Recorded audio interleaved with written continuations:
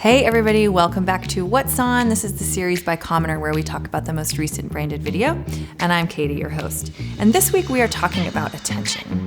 So as we all know, audience attention is getting increasingly difficult to earn, and what we're seeing is that brands are having to become increasingly dramatic in their content to get that attention, or arguably more creative. So we're going to talk about brands who have recently put out work that is quite dramatic. So first up, let's talk about the American peanut butter brand Jif.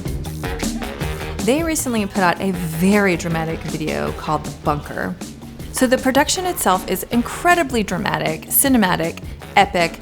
So what does it have to do with peanut butter? Just give it a watch and find out. But I will say you're immediately invested in the action of it, and I think that's what makes it so good. The only peanut butter that you have. Next, let's talk about New Zealand's latest quit campaign, as in quit smoking. And this time, rather than talking about the impact of smoking has on your health or your family's health, we are talking about pets. The film aspect of the campaign is interesting in that it's filmed from the perspective of the dog, and this dog is like following around the owner, and the owner's a smoker, obviously.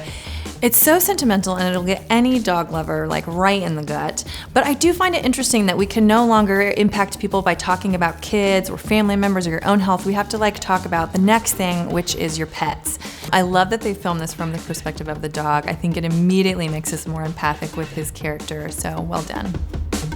So another public awareness campaign, this one here in Australia, this one's called the Afterlife Bar, and it's about texting while driving. And it was actually written by an RMIT student, Alyssa DeLeo.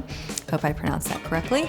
So it's set in this bar called the Afterlife Bar, where all these very famous historical figures are talking about the way that they died. I think it's a really refreshing approach to the whole texting while driving issue. It doesn't rely on sentiment or tears, it relies on a sense of humor, and I think that's really hard to do.